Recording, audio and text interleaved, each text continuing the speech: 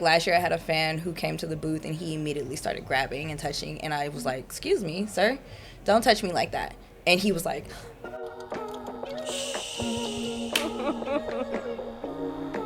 Welcome back, everyone. I'm Nicoletta Heidegger, and I'm a licensed marriage and family therapist and sexologist. Hi, I'm Lana. I am a broadcaster and content creator. And we are welcoming Cali Caliente. Tell us about yourself. "Hi, my name's Cali Caliente. That's the Cali Caliente, your favorite ebony star. And if you know me, you know I'm pretty intense." We are going to be talking about consent. So first, I would love to know from all of y'all, how were you taught about consent? Were you even taught about it, like, in your life? No. Right? Like, what? No, I was not. There's a talk for that? I mean, obviously, I've never had that conversation with my parents or anyone around me. I think I probably learned about consent getting into the industry, which is interesting, and that's not good, but here we are. Yeah. Well, I think most people actually learn almost the opposite of consent. At least for clients of mine that I work with, and maybe in y'all's experience too, when we're younger, a lot of parents will just be like, "Oh, finish your plate, go hug that family member that you don't want to hug." There's sort of teaching lack of consent, actually. I completely agree with that. That's why, I hate that whole thing of go hug your uncle. It's I don't know him. And so with my nieces and nephews, I definitely am can you give me a hug if you want to, right, when I'm leaving? And that's really important for me that I give that and start teaching them that, because I do think that that's so true, that children are not given cues for consent a lot, and I think that travels into adulthood, and that's not good at all. Yeah. And then so you learned getting into the industry. Yeah, well, I mean, I feel there's just a real thin line when it comes to consent, because what's appropriate and what's not, right? That's really what it boils down to. What is appropriate and what isn't appropriate. Which is going to be different for each person. Exactly. And so if you don't have those hard conversations, then you don't know. But, obviously growing up, you don't have those conversations because your parents are supposed to teach you. If they don't, then you get into this industry and you're touchy-feely. You're not asking, is it okay? You're just doing things without confirming with the person if they're okay with it or not, right? Yeah. I'm wondering what's been a good example of consent that y'all have experienced, either in your life or in the industry. I have people ask me all the time, is it okay if I touch? Is it okay if I do this?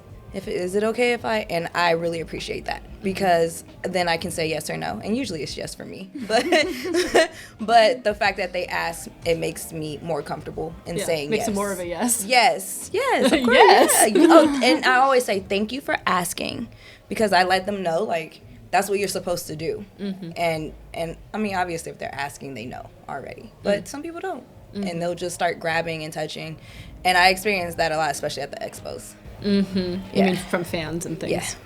Yeah.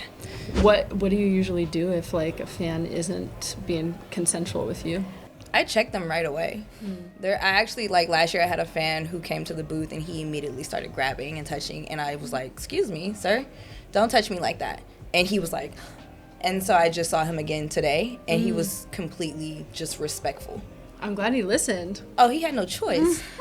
He didn't have a choice. But again, when you're new, you don't know any better. And so even if that's something that you want, it's a way to go about it so that they understand, just because you can do that to me, you can't do that to every performer. Yeah. Yeah, and I don't know about you, but for me, I think a lot of women especially, but a lot of us grew up, especially if you were raised as a woman, to be a good hostess. And so I think even if people understand consent, there can be a lot of struggle with feeling you can say no, or not having an immediate frozen response of just letting somebody do something when it's not actually a yes for you. It's the obligation of feeling oh, I should probably do it because I'm already here, and that's that's a big issue in my opinion. I also feel you're right, as a woman I do feel it's harder to say no as a woman in society. It's oh no, you should be kind to everyone. We're emotionally put in this place where we need to we are, I guess, kind of the caretakers. We're supposed to be making everybody feel uncomfortable and ourselves last. And I that should definitely be changing. I do think that I'd like to think it is changing. I do think that, like, for me, as when I was first, like, dating and out in the world and everything, consent really wasn't something that was asked a lot. It was just kind of like, if you're in this scenario, you're making out and then you have sex, right? And I remember the first time a guy did ask me, "Can I kiss you?" And I thought it was weird. I was like, "Ooh, why is this Why are weird?" you ruining the moment? I was like, A lot of "Why is people are this worried it's weird? gonna Like, ruin why the are moment." you doing this?" Exactly. But now I would be offended if somebody didn't ask at this point. Like, so that is, like, a good change, and I'm happy to see that. Yeah. I'm curious because you said, like, when that guy approached you, you, like, checked him right away. What do you think helped you get to a place where you were, like, where you felt like you could say no and state your boundary so clearly and feel confident with it? I'm at a point in my life where I don't do courtesy experiences with people. And I wanted to say something else so bad because it's a quote now for me. I'm like, I don't do it. If I'm not into you, if I don't want to jump your bones, if I'm not sexually or physically attracted to you, if I do not feel the same way, I'm not going to pretend to. I'm a nice person, absolutely, but I'm not going to put myself second. And if you're making me uncomfortable, I'm going to say something to you. And I don't care how that makes you feel, because at the end of the day, I have to go home with myself, and I have to sleep at night. And I've been in situations where I've thought that I could trust someone and found out that I couldn't, and then I had to live with that. So when it comes to speaking up, hey, listen, I don't like that. I'm not doing that. And if you want to get mad or angry, I know self-defense. And we can have that conversation, and we can determine whether or not, it's ever going to get to that place where we can be physical, or it can get ugly, because consent, right? If I've already told you and expressed to you that I'm not interested, I don't want to do this, and you continue to press it, now I'm in defense mode, and I have every right to defend myself because I feel threatened, right? And I think that when you get to a certain age as a woman with enough experience, you learn to stand up for yourself, and you realize, like, I don't have to do anything that I don't want to do. And if you're a strong enough woman, you're able to say that out loud to a man that you're not interested in. And it comes with time, and it comes with experience. And as a young girl, like you said, you're taught to be a certain way, but if you never develop the skills that you need to, and you don't learn yourself, you don't know that when someone's doing something to you that it's wrong.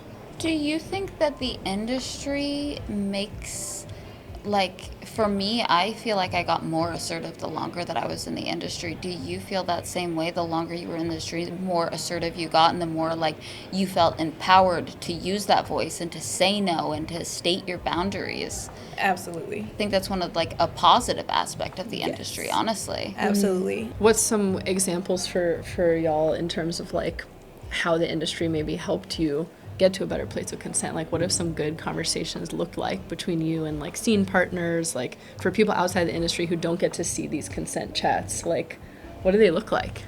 So if you're on a professional set, we actually sit down and we do a check sheet, and we do it on camera, and we say, I'm okay with this, I'm okay with that, I'm not okay with that, I'm not okay with this, are you okay with that? And we go down the checklist, and we say, well, we're okay with, down to the words of expression. I don't want to be called a slut. I don't want to be called this. I don't want to be called that. And the thing I love most about doing professional is that we have that. You know what I mean? I can say, oh, I love being choked. That's fine. But don't stick your finger in my hoo-ha. So it's like, but when you're doing content creation, it's not as safe. And so you have to be mindful of that, because when you're on set, you have a crew. There's an assistant. If at any point there's you more feel checks and balances, uncomfortable, they will call the scene. Hey, I don't like that. I've had directors say, oh, she said not to do this. Don't do it again. I didn't even say it, because in the moment, you're just shooting. You're not thinking about it. And sometimes, like you said, you can revoke or you can give consent at any time. So. Well, and I know some folks, too, who are, have expressed, whether they're new in the industry or they just feel the pressure, that it can be hard to speak up on a big set and be like, I need to stop, when everyone's there and waiting and watching and makeup, and it's a lot of pressure. I think there's also, like, you don't want to be like the problem or the brat, you know, you want to go with the flow, you want to like be agreeable until a certain point, and you're just like, absolutely not, like you're taking advantage of me. And I think that comes back to that being new and everything, because everybody wants to, and I experienced that being a cam model, right?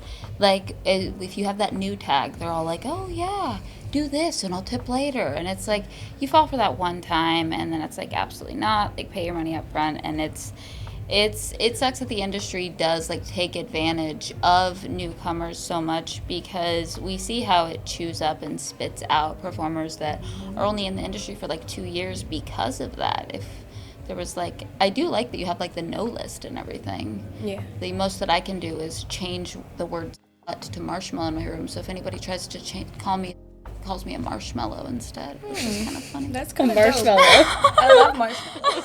Me too. That's why I changed it. Like, you can call me a burnt marshmallow. That's totally fine. But don't call me slut. I mean, I love that you had like the list that you go through, and for folks out there listening, you can get your own list like that online. Just Google yes, no, maybe list. I like one from a sex educator, Bex, BEX, Talks Sex. So you can have your own list of what you're talking about, of like, what feelings do I want to feel? What words am I okay with? What activities? If you're not into the spreadsheet checklist of it all, I think a lot of people out there are like, oh, like checking in ruins the mood, or they think that like consent looks like me being like, is this okay? Is this okay? Is this okay? Is this okay? But like consent can be sexy. It can be. And you can be playful with it. So I don't know if you all have any good examples of it, but like just to give an example, like, you know, there's a difference between being like, is this okay? Is this okay? Is this okay? Versus me being like, I want you to beg me when you want me to stick my fingers in you. I also think right, that's like a way of saying consent. Right, yeah. I also think asking like your partner in a sex way, what do you like? Is also a good way, instead of saying, do you like this, do you like this, do you like this, checking in the whole entire time, or is this okay, you know, like saying, what do you like, what do you want me to do to you, and kind of giving them their power to like lead you into what they would like you to do and how you would like to feel. I think that's a really fun way to be playful with consent and sexy with consent. Yeah, absolutely. I agree. Well, we covered a lot of awesome stuff. I feel like how to better interact with fans, how we learned about consent, how we got better with consent, how to empower yourself, and how to check in with people. Lots of awesome stuff. Any last tips we should share with our viewers about consent? Things that you wish you had known, things you would want, you know, new people in the industry to know, things you would want partners to know. I would just say talk about it. Talk about it. It's not... I've learned, like, sometimes I get in my own head, like, oh, it might be so bad. What if they hate me? Because I won't let them, or this or that. Talk about it. You never know. And, I mean, at the end of the day, it's work. So, you know, if they're not happy about it, or they feel like you don't align with the brand, it's not going to kill you. You'll be fine.